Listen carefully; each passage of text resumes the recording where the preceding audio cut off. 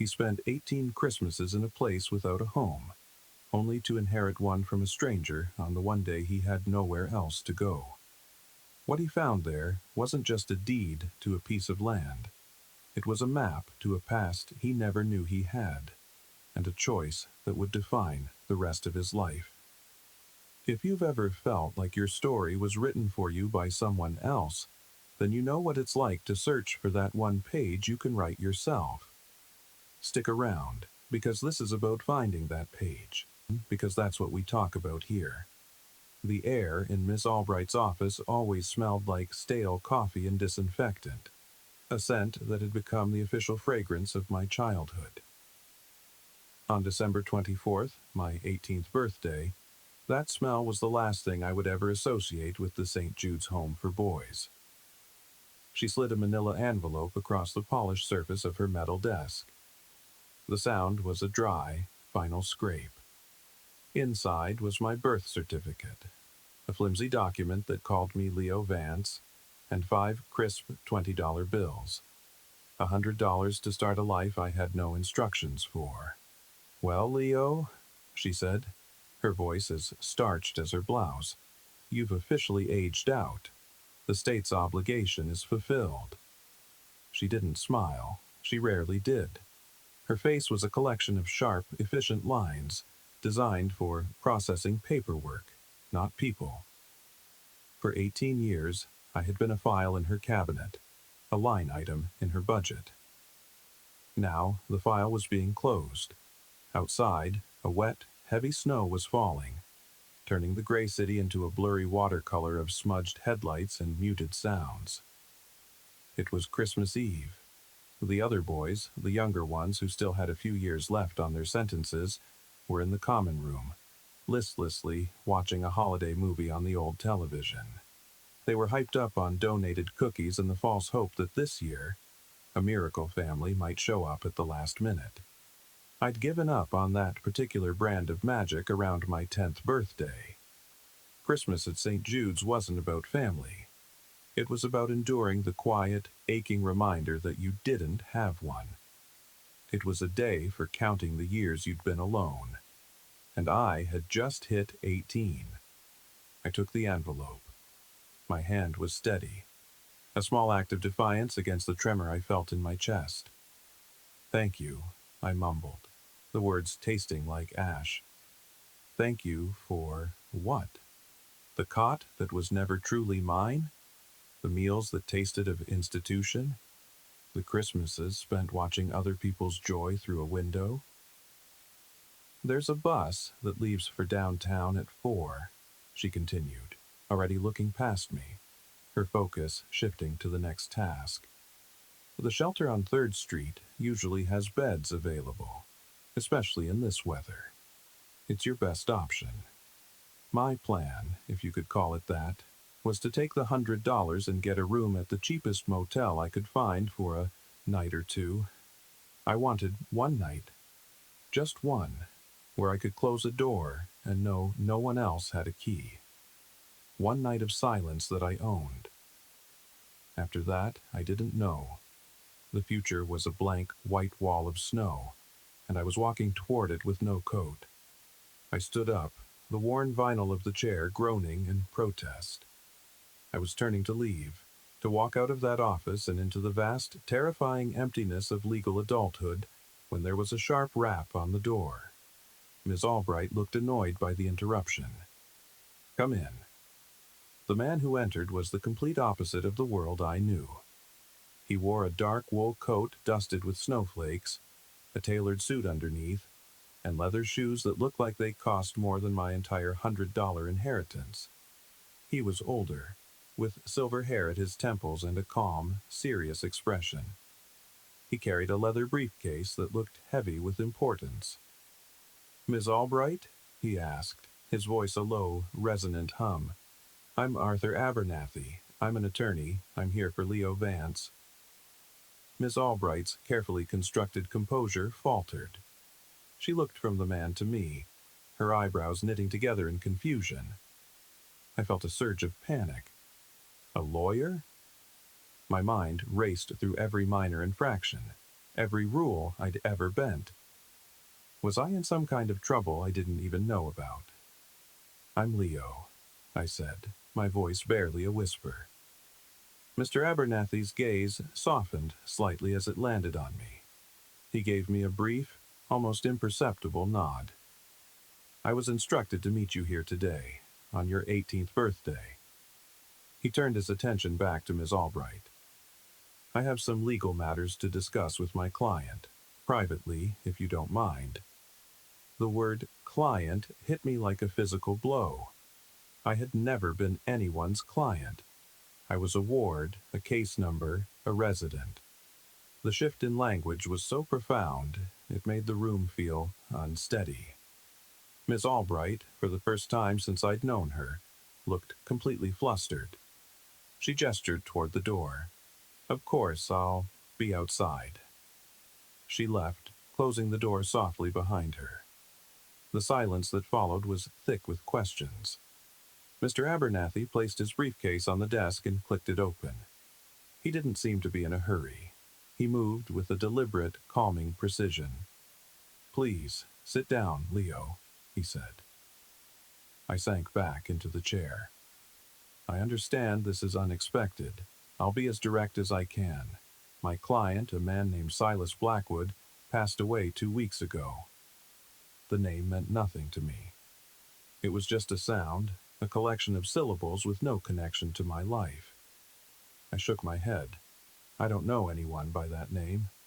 "I didn't expect you would," Mr. Abernathy said. He pulled out a thick, cream-colored envelope sealed with wax. It looked ancient, like something from another century.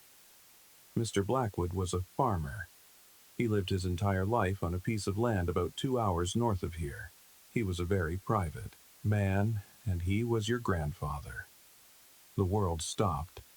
The hum of the fluorescent lights, the muffled sounds of the movie from the common room, the frantic beating of my own heart, it all went silent. Grandfather, the word was alien. My file said, "Parents deceased, no known relatives." It was the first sentence in the story of my life, the one that had defined everything. And this man, this stranger in a wool coat, was telling me it was a lie. "That's not possible," I managed to say. "I don't have any family." "According to this," he said, tapping the document he'd pulled from his briefcase, "you do, or you did." He slid the document across the desk. It was a last will and testament. The language was dense and legalistic, but my name was there, typed in clear black ink, Leo Vance, and next to it were the words, "My sole heir." "Silas Blackwood was your mother's father," Mr. Abernathy explained gently. "His will is very specific. Upon his death, his entire estate passes to you. The estate consists of a 300-acre farm, a house, all its contents, and a small savings account." I stared at him, my mind unable to process the scale of what he was saying. A farm, a house, 300 acres. These weren't just words, they were concepts from a different reality. I had spent my life in rooms that were, at most, 10 feet by 12. My worldly possessions fit into a single cardboard box. Why? The question came out as a croak. If he was my grandfather, why was I here? Mr. Abernathy's expression was one of deep professional empathy. "That is a question I cannot answer, Leo, but he left something that might." He pushed the thick, wax-sealed envelope toward me. My name was written on the front in a shaky but elegant script. His instructions were very clear. On your 18th birthday, I was to bring you to the farm. You are to spend the night there alone, and you are to read this letter. He believed it would explain everything. A car ride with a stranger to a dead man's house to read a letter that was supposed to explain 18 years of abandonment. It sounded like the beginning of a horror movie. But the alternative was the shelter on 3rd Street. It was the biting cold and the gnawing loneliness I already knew. This was a different kind of unknown, and for the first time in my life it felt like it might be an unknown that belonged to me. "The car is waiting," Mr. Abernathy said, as if sensing the decision solidifying in my mind. "We should leave soon if we want to get there before the snow gets too bad." I picked up the envelope from Miss Albright's desk, the one with the $100, and the one from my grandfather. One felt like a severance package from a life of neglect. The other felt impossibly heavy, weighted with the secrets of a family I never knew I had. I stood up, the chair groaning one last time. I didn't look back at the office, didn't say goodbye to anyone.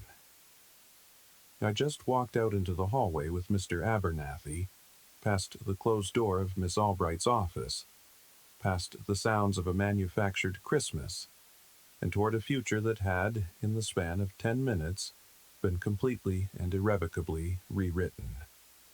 The snow was falling harder now, blanketing the world in a clean, white sheet. It felt like the world was giving me the one thing I'd never had: a blank page. The drive north was a silent journey through a fading world. The city's gray slush gave way to suburban neatness, which in turn dissolved into the stark, open beauty of the countryside. Mr. Abernathy's car was a bubble of warmth and quiet, the engine a low thrum against the whisper of the tires on the snow-dusted asphalt. I watched the landscape transform through the window, each mile putting more distance between me and St. Jude's. The tightly packed buildings were replaced by skeletal trees clawing at a heavy sky. The world opened up, vast and white and empty. It was beautiful and terrifying in equal measure. I clutched the thick envelope in my lap. It felt warm, as if it held some residual heat from the man who had written it. Silas Blackwood, my grandfather. I tried to picture him, but my imagination failed. Grandfathers in books and movies were kindly old men with smiling eyes and pockets full of candy. My grandfather was a ghost who had ignored me for 18 years, and then, as a final act, had summoned me to his own empty house. It didn't feel like a gift. It felt like a reckoning. Mr. Abernathy didn't press me for conversation. He seemed to understand that I needed the silence to even begin to process the tectonic shift that had just occurred in my life. He drove with a calm competence, his hands steady on the wheel, his eyes on the road. He was a messenger, a ferryman guiding me from one shore to another, and he seemed content to simply perform his duty. After nearly 2 hours, he slowed the car and turned onto a smaller, unpaved road marked by a simple wooden sign that had been weathered into illegibility. The snow was thicker here, the tire tracks of a single vehicle, likely his from a previous visit, the only break in the pristine white blanket. We drove for another half-mile, the trees closing in around us, their branches heavy with snow. And then the woods opened up, and I saw it. The farmhouse stood on a gentle rise, silhouetted against the bruised twilight sky. It was a simple, 2-story structure, with white paint that had peeled and faded to the color of bone. A wide porch wrapped around the front, its railings looking like they were sagging with the weight of 100 winters. A stone chimney, dark with soot, rose from one side of the house, and a large red barn stood behind it like a silent, sleeping giant. Everything was covered in a thick layer of undisturbed snow. There were no lights on, no signs of life. It was a perfect portrait of abandonment. And yet, there was something about it that wasn't sad. It looked patient, like it had been waiting. Mr. Abernathy pulled the car to a stop in front of a narrow, shoveled path leading to the porch. He cut the engine, and the sudden silence was immense. It was a quiet I had never experienced, a deep, resonant stillness that seemed to absorb all sound. "Here we are," he said softly. "Blackwood Farm." He got out of the car and opened the trunk, retrieving a small duffel bag and a cardboard box. I took the liberty of bringing some essentials: non-perishable food, water, a powerful flashlight, blankets. The power is on, and the furnace is old but functional. I had it serviced last week, but the place has been empty for a while. It will be cold. He handed me the supplies, then produced a heavy, old-fashioned iron key ring from his coat pocket. There were at least a dozen keys on it, each one a different shape and size, tarnished with age. These are for you. They open everything on the property: the house, the barn, the sheds, the workshop. I took the keys. They were cold and heavy in my palm, each one representing a door to a life that should have been mine. He then pointed to the thick envelope still in my other hand. Silas's instructions were clear. He wanted you to be alone when you read that. He said you needed to hear his voice without anyone else's influence. He looked at me, his professional demeanor softening into something more human. Do you have any questions I can answer before I go? I had a million questions. Who was my mother? What was she like? Why did she leave? Why did he let me stay in that place for my entire life? But I knew Mr. Abernathy couldn't answer those. Those answers, if they existed at all, were inside the house, inside that envelope. What happens now? I asked. After tonight. That is entirely up to you, Leo, he said. The farm is yours. You can live here. You can sell it. The property and the land are worth a considerable amount of money, especially to the development corporation that has been trying to buy it for years. You could walk away from this a wealthy young man and start over anywhere you want. He paused, then added, or you could stay. The choice is yours. My card is in the box with the supplies. Call me tomorrow or whenever you're ready. I'll help you with the next steps, whatever you decide. He gave me one last searching look. It's a lot to take in, I know, but Silas believed in you. He said you had a good heart and a strong back. He said you'd know what to do. How could he know anything about me? The thought was a flare of anger in the cold confusion. A man who had never met me, never spoken to me, thought he knew my heart. Mr. Abernathy nodded, a silent gesture of farewell, and got back into his car. I stood there in the falling snow, holding a box of food, a bag of blankets, and the keys to a dead man's life, and watched as the red taillights of his car disappeared back down the long, dark driveway, leaving me utterly alone. The silence that descended was absolute. It was just me, the falling snow, and the dark, waiting house. For a moment, fear, sharp and cold, pierced through my shock. I could just turn around, walk down that long driveway, and try to hitch a ride back to the city. I still had the $100. I could go to the shelter. I could choose the misery I knew over this terrifying, uncertain promise. But my feet didn't move. My gaze was fixed on the front door. This was the threshold. Behind that door lay the answers, or maybe just more questions. But they were my questions about my family, my history. For the first time, the story wasn't about a nameless orphan. It was about Leo Vance, the grandson of Silas Blackwood. I had to know what that meant. Taking a deep, cold breath that burned my lungs, I walked up the shoveled path. The wooden steps of the porch groaned under my weight. I fumbled with the key ring, my fingers numb from the cold, trying to find the one that fit the lock. The third key I tried slid into the keyhole. It turned with a heavy, grating clunk, the sound echoing in the profound stillness of the evening. I pushed the door open. A wave of cold, stale air washed over me, carrying the scent of dust, old wood, and something else. Something faintly spicy, like dried herbs. I stepped inside and closed the door behind me, shutting out the snow and the night. The house was pitch black. I fumbled for the flashlight Mr. Abernathy had given me, my heart pounding in my chest. I clicked it on, and a powerful beam of white light cut through the darkness, illuminating a world frozen in time. I was standing in a small entryway. To my left was a staircase leading up into darkness. To my right, a living room, where furniture sat shrouded in white cloths like sleeping ghosts.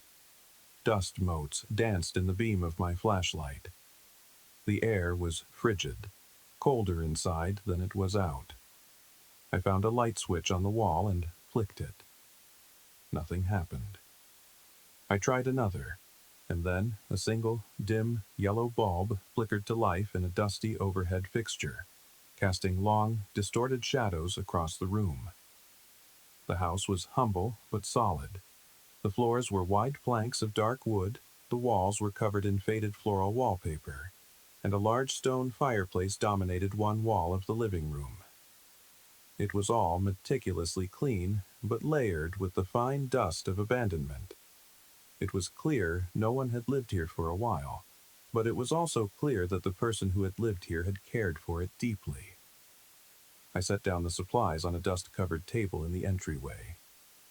My hands were shaking, partly from cold, partly from nerves. I had to get the heat on.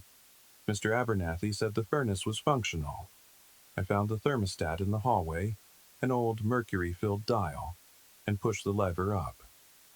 A few moments later, a low rumble started deep in the belly of the house, and a wave of metallic-smelling heat began to trickle from a floor vent.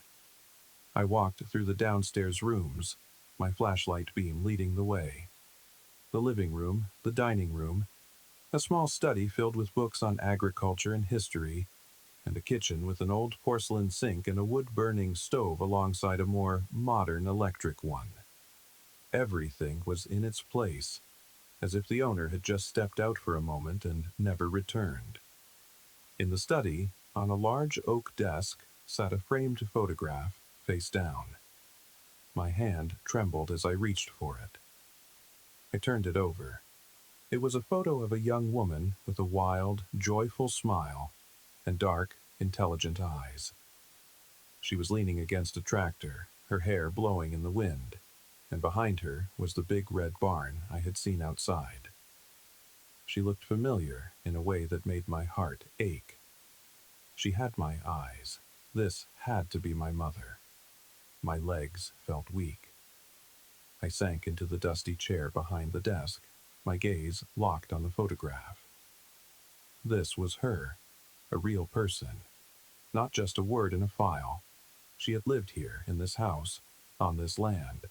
She had smiled this smile. My fingers found the wax seal on the envelope.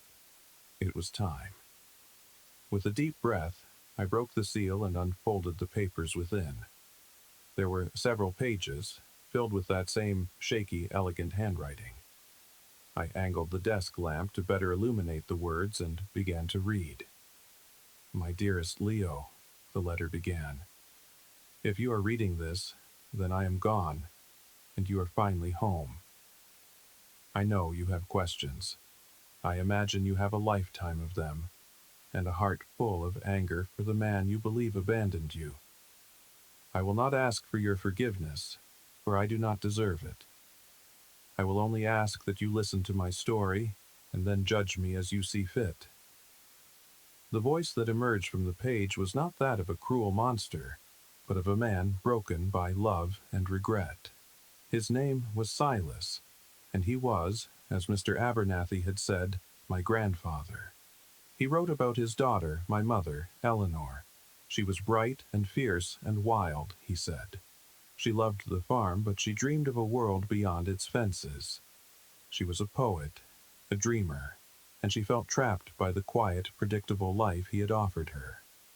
When she was 19, she fell in love with a man from the city, a man Silas described as having a restless soul and easy promises. Silas didn't trust him, and he and Eleanor fought. It was a terrible fight, the kind from which some things never recover. In the heat of it, she had screamed that she would rather be an orphan than his daughter. The next morning, she was gone.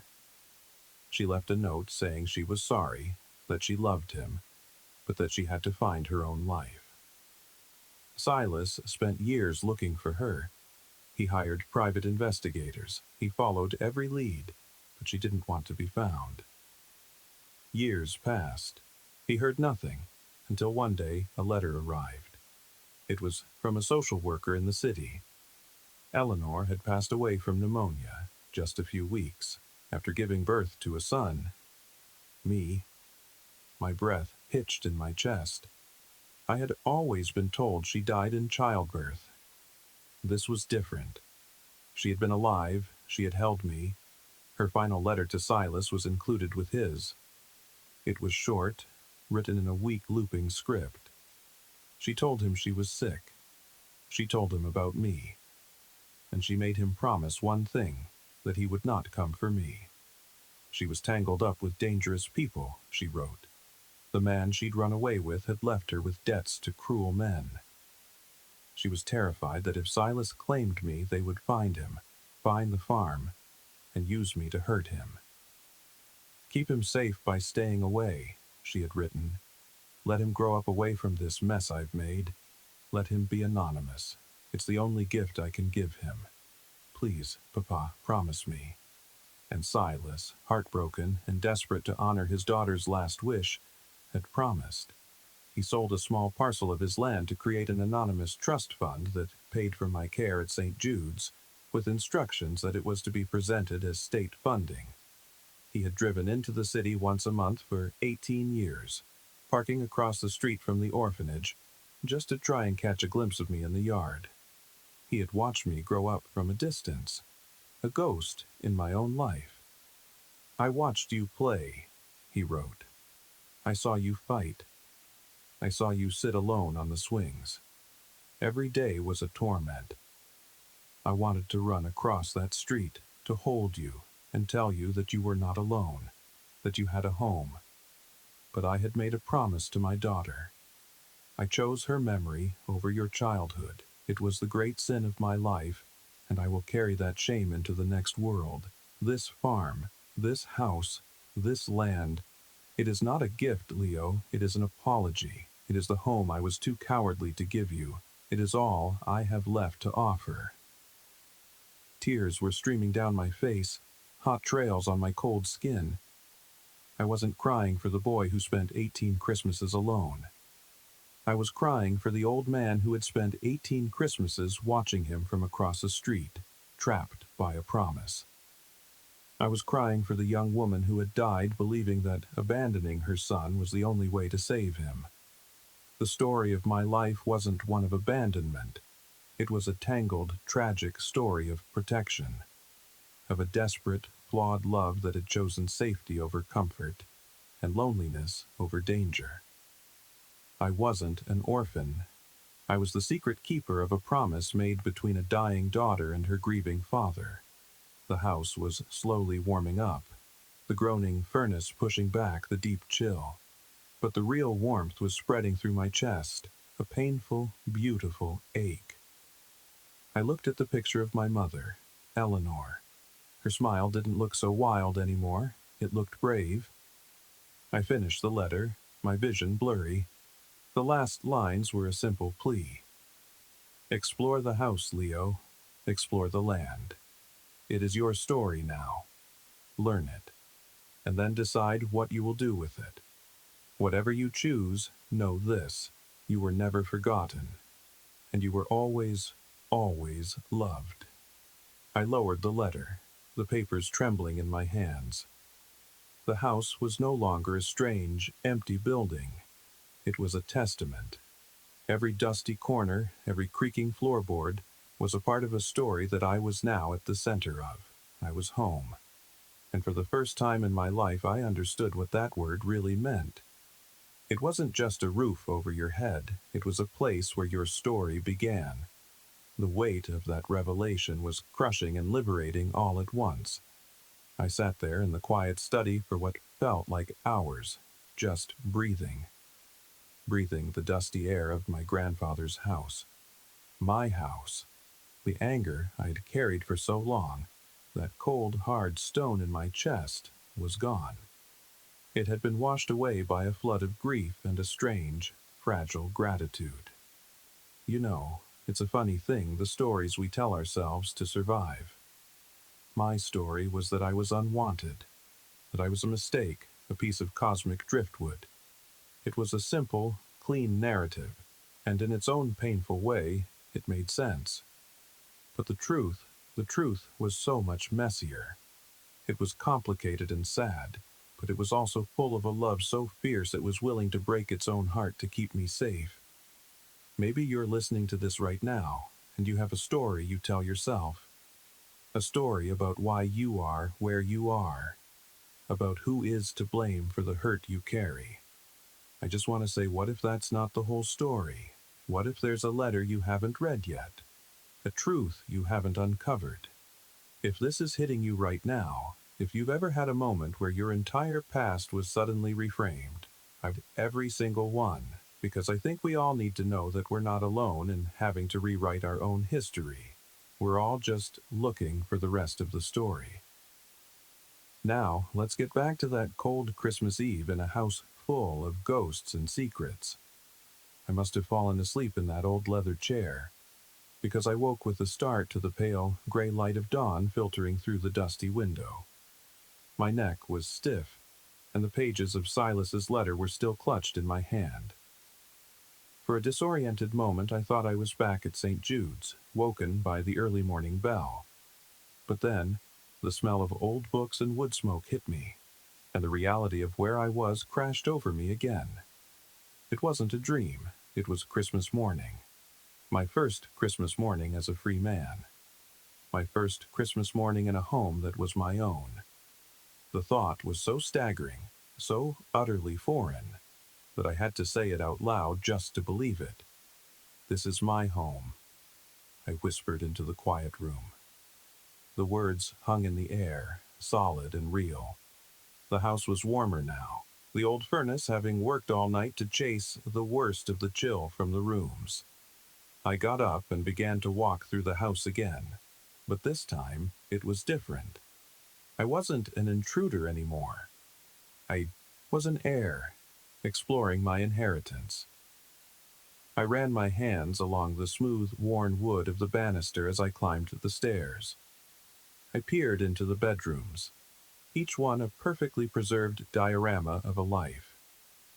One was clearly my mother's. A faded canopy bed, a shelf full of novels with cracked spines, and a small wooden bird carved with delicate care sitting on the windowsill. I picked it up. It was smooth and light. Silas must have made it for her. His own room was simple, almost monastic. A sturdy oak bed, a handmade quilt, and a single, stark photograph on his nightstand. The same one of Eleanor, my mother, smiling by the tractor. He had looked at her face every night before he slept. I spent the morning like a detective, piecing together the life of the man I never knew. I found his work boots by the back door, caked with the dried mud. I found his reading glasses on a table next to a well-worn armchair. In the kitchen, I found jars of preserves in the pantry, their handwritten labels: peach, 1998, strawberry, 2002, a timeline of lonely harvests. This house wasn't just a structure, it was a biography written in objects. I remembered the last line of his letter. "Explore the land. It is your story now." I pulled on my thin jacket, which was no match for the country cold, but it was all I had. Outside, the world was breathtaking. The snow had stopped falling, and a weak winter sun was trying to break through the clouds, making the endless fields of white glitter as if they were sewn with diamonds. The air was so clean and cold it felt like I was breathing for the first time. I made my way toward the big red barn. The snow was deep, coming up to my knees in some places, and the effort of wading through it made me feel alive, my blood pumping, my body working. The barn doors were huge, held shut by a thick wooden beam. It took all my strength to lift it, the wood groaning in protest. The doors swung inward, opening into a vast cathedral-like space. Sunlight streamed in through the gaps in the siding, illuminating columns of dancing dust. The air smelled of hay, earth, and thyme. Old farm equipment stood silent and patient, hulking metal beasts sleeping under blankets of dust. A hayloft ran along the upper level, and a set of stalls lined one wall. It was a place of work, of life, and now of profound silence. Silas's letter had mentioned something else, a riddle that I'd glossed over in my emotional haze the night before. I pulled the letter from my pocket and read it again. There's more for you to find. Look for it in the place where the sun sets twice. Where the sun sets twice? I looked around the barn, confused. It made no sense. I walked the length of the massive structure, my boots crunching on the dirt and stray bits of straw. I looked up at the rafters, into the empty stalls, behind the old tractor. Nothing. I walked back to the huge barn doors and looked out at the fields. The sun was climbing higher in the sky. It would set in the west, behind the line of trees at the edge of the property. Just one sunset. What did he mean? I leaned against the doorframe, frustrated. Maybe it was just the rambling of an old man. But everything else in his letter had been so deliberate, so purposeful. This had to mean something. I thought about the words.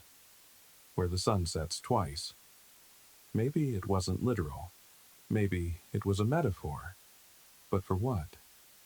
My eyes scanned the interior of the barn again, and this time they caught something I'd missed. On the far western wall, high up near the peak of the roof, was a large, circular window, its glass opaque with grime. But below it, cut into the wooden wall at about eye level, was a small, perfectly round knothole.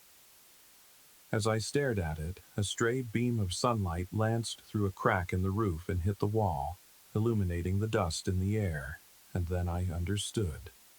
The sunset. At the end of the day, the setting sun would shine directly through that high window. But for a few moments, just before it disappeared behind the trees, its light would also pass directly through that tiny knothole. From the right spot inside the barn, you would see the light in the big window, and then a second sun would appear on the wall, shining through the knothole. The place where the sun sets twice. My heart started to pound. I walked over to the wall, my eyes fixed on the knothole. I looked at the floor directly beneath it. It was made of thick wooden planks, just like the rest of the barn. But as I looked closer, I saw it. One of the planks had edges that were just a little too perfect, a little too clean. It wasn't a seamless part of the floor, it was a panel. I knelt down, my fingers searching for a seam. I found a small notch on one side, just big enough to get a fingertip into. I pulled. It was stuck fast. I dug in my heels and pulled harder, my muscles straining. With a low groan of protesting wood, the plank came loose. Beneath it was a hollow space, and nestled inside that space was a metal box, the kind used for cash or important documents. It was old and slightly rusted, but heavy and solid. My hands were shaking again as I lifted it out. It wasn't locked. I took a deep breath and opened the lid. Inside, there were three things. The first was a stack of old black and white photographs, tied with a faded ribbon. The second was a thick, leather-bound ledger. And on top of it all was another envelope, this one smaller than the last, with my name on it. I opened the letter first. The handwriting was the same. "Leo," it said, "if you found this, you are more clever than I gave you credit for, or perhaps just more stubborn. Both are good qualities to have. What you found last night was the truth of our family. What is in this box is the truth of this farm. They are not the same story." He went on to explain. The farm, as beautiful as it was in trouble. He was in debt, deep in it. For the last 10 years, a large development corporation called Horizon Holdings had been trying to buy his land. They wanted to build a golf course and luxury vacation homes. Silas had refused again and again. This land was his legacy, his family's story. It wasn't for sale. But Horizon Holdings didn't give up. According to the letter, they started playing dirty. They bought up the loans from the local agricultural bank. They influenced the town council to deny his permits for a farm stand. They made it impossible for him to turn a profit, squeezing him from all sides, trying to force him into foreclosure so they could buy the land for pennies on the dollar. The ledger was his proof. For years, he had meticulously documented everything. Every threatening letter, every denied permit, every conversation with a banker who suddenly turned hostile. He had records of their predatory loan practices, notes on conversations he'd had with other local farmers who had been forced out by the same company. He was building a case against them, but he had run out of time. "This fight is now yours, if you want it," he wrote. "Mr. Abernathy will soon present you with their latest offer. It will be a life-changing amount of money, enough to wash your hands of this place and never look back. No one would blame you if you took it. God knows, after the life you've had, you deserve an easy path. But this land, Leo, this land has a voice. It speaks of our family, of struggle, of endurance. It is more than just dirt and trees. It is a home, and homes are worth fighting for." The final item in the box was the stack of photographs. I untied the ribbon. They were pictures of my mother, Eleanor, as a little girl, riding a pony, helping Silas in the garden, playing in the hayloft of this very barn, her face alight with pure, unadulterated joy. In every photo, Silas was there, younger, stronger, his face weathered, but his eyes filled with a powerful, protective love for his daughter. This was the life they had shared here. This was the home he was asking me to fight for. A cold dread mixed with a burning anger began to settle in my stomach. The inheritance wasn't a clean slate. It was a declaration of war. I was being given not just a home, but a battleground. And the enemy wasn't a person. It was a faceless corporation. A system designed to crush little guys like my grandfather, like me. As if on cue, I heard the sound of a car coming up the long driveway. I quickly put everything back in the box, slid the plank back into place, and walked out of the barn, blinking in the bright winter sun. It was Mr. Abernathy's car. He got out, holding a sleek, professional-looking folder. His face was impassive, but his eyes were sympathetic. "Leo," he said, his tone gentle. "I apologize for intruding on your Christmas, but this is time-sensitive. I received a call this morning from the legal team at Horizon Holdings. They heard about Silas's passing and the probate transfer to you. They have extended a new offer to purchase the farm." He opened the folder and handed me a sheet of paper.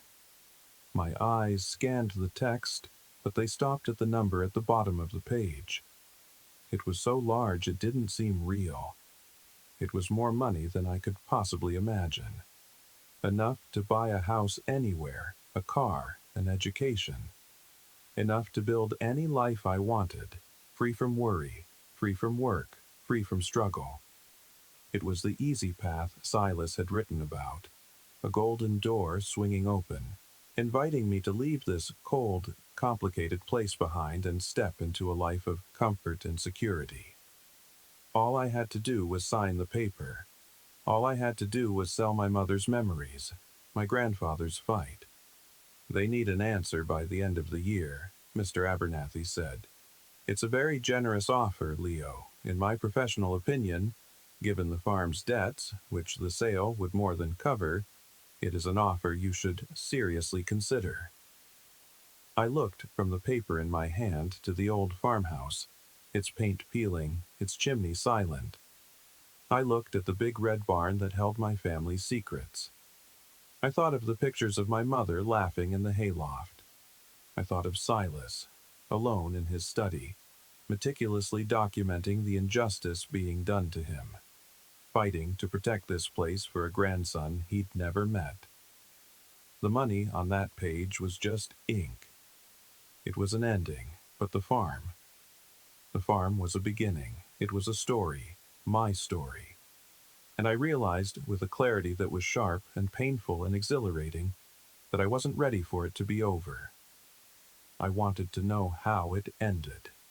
I wanted to be the one to write the final chapter. "No," I said, my voice clear and steady. I handed the paper back to Mr. Abernathy. He looked surprised. "No?" "Tell them no," I said, a fire I didn't know I possessed starting to burn in my chest. "Tell them the farm is not for sale." Mr. Abernathy stared at me for a long moment, a slow, unreadable expression spreading across his face. It wasn't disappointment. It was something else, something that looked almost like pride. "All right, Leo," he said, a small smile finally touching his lips. He took the paper and slid it back into the folder. "I'll tell them." He paused, then looked me straight in the eye. "Silas left another document with me, a letter of instruction. It said that if you refused the first offer from Horizon, I was to open it. It authorizes me to use the funds from his savings account, the one I mentioned, not for your living expenses but as a retainer. To represent you, to fight them." He tapped the folder. "Your grandfather was a stubborn man. It seems he was counting on you being the same. He's left you a fight, Leo, a hard one, but he didn't leave you to fight it alone." For the second time in 24 hours, tears welled in my eyes. But these weren't tears of grief or confusion. They were tears of fierce, defiant joy. My grandfather hadn't just left me a farm.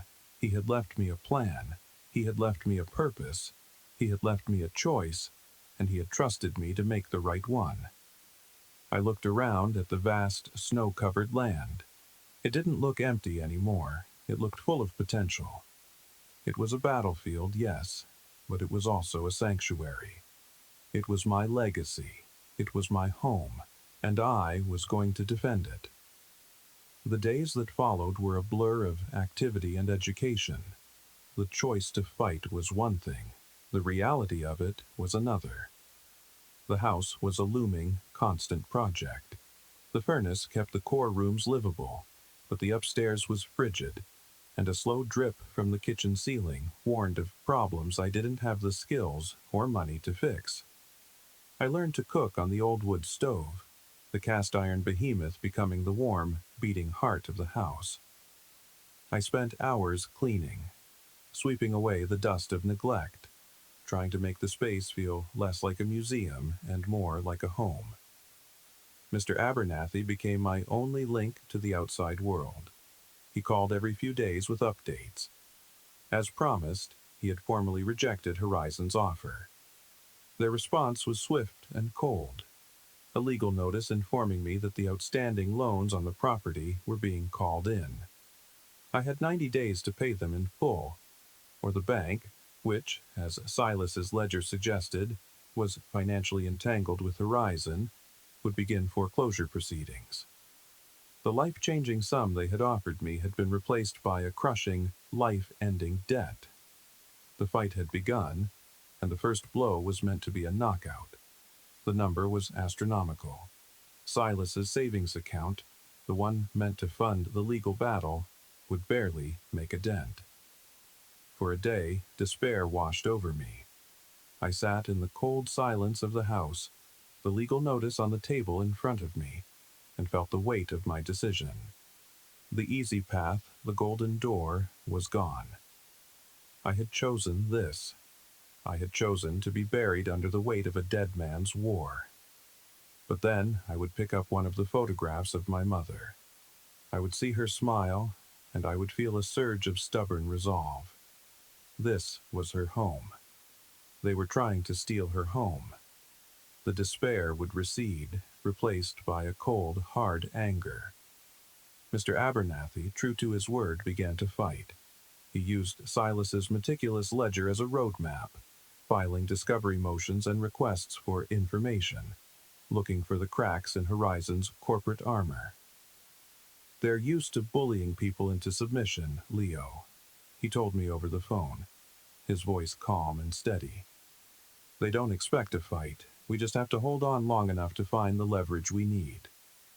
Holding on meant surviving. I needed supplies, I needed knowledge, and I needed to find a way to make the farm work. My $100 from St. Jude's was long gone. I had to venture into the small town a few miles down the road, a place called Northwood. It was a town that time seemed to have forgotten, with a single main street lined with brick buildings. There was a diner, a hardware store, a post office, and a small grocery. My first trip in, I felt like an alien. Everyone seemed to know each other, and my unfamiliar face drew curious, suspicious stares. I bought what I could: flour, salt, cheap cuts of meat, and retreated back to the farm. But I couldn't stay isolated forever. I needed tools to start making repairs, and advice on how to do it. Swallowing my pride, I walked into the hardware store. It was a wonderland of organized chaos, smelling of sawdust and oil. An old man with a face like a road map and hands as gnarled as oak roots stood behind the counter. His name tag read George. "Help you?" he grunted, not looking up from the lawnmower engine he was tinkering with. I need to fix a leaky roof," I stammered, "on the old Blackwood place." At the name, he stopped his work and looked up at me. His eyes were sharp and intelligent.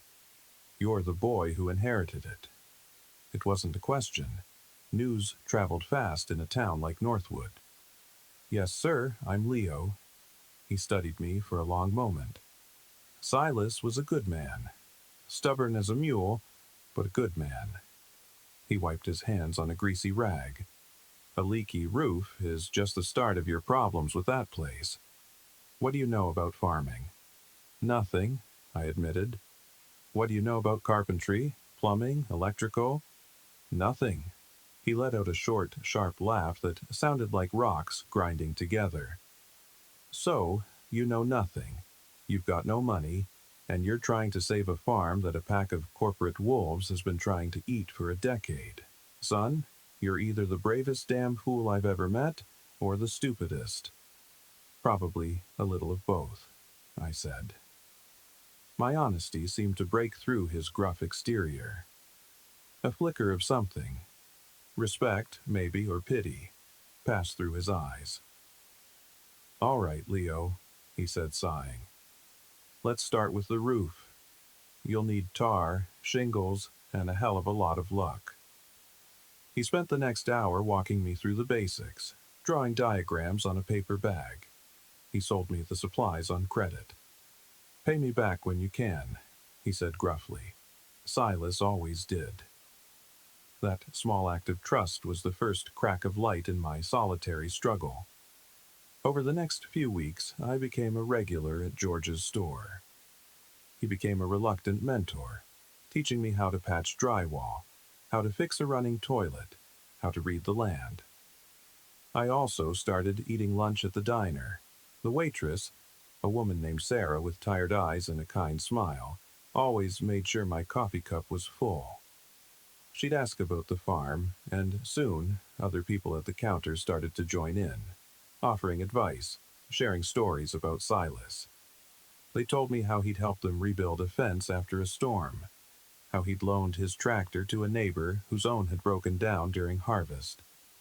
They painted a picture of a man who was not just a hermit, but a quiet, integral part of the community's fabric. They also told me about Horizon Holdings and the other families they had pushed out. I wasn't the only one fighting this battle. I was just the latest soldier in a long, quiet war. Slowly, the town's suspicion turned into a wary kind of support. They saw me working, saw the lights on in the old farmhouse day after day, week after week. They saw me clearing the overgrown fields, patching the roof in the dead of winter, trying. They saw Silas's stubbornness living on in me. One day, Mr. Abernathy called, his voice tight with excitement. "I think I found it, Leo, our leverage." Following a hunch from Silas's notes, he had dug into the original land surveys. He found that a small forgotten creek that ran through the back of my property had been designated as protected wetlands by the state decades ago. Horizon's development plans, which he had finally managed to obtain through a court order, showed their golf course running straight through it. They had either missed it, or they were planning to illegally drain it and build anyway, betting that no one would notice. Their entire plan is contingent on developing that specific area, Mr. Abernathy explained. If the state enforces the wetland protection, their project is dead in the water. We have them. The foreclosure auction was scheduled for the following week. It felt like a public execution. I had to stand on the courthouse steps while a man in a suit read out the legal notices, my home being sold off to the highest bidder, who everyone knew would be an anonymous shell corporation owned by Horizon. But this time, I wasn't alone. George was there. Sarah was there. A dozen other farmers and townspeople stood with me, a silent, grim-faced show of support. Just as the bidding was about to start, Mr. Abernathy stepped forward and handed a thick file to the auctioneer and to the lawyer representing the bank. It contained the original survey map, the state's environmental protection statutes, and a formal petition to have the land inspected and its protected status enforced.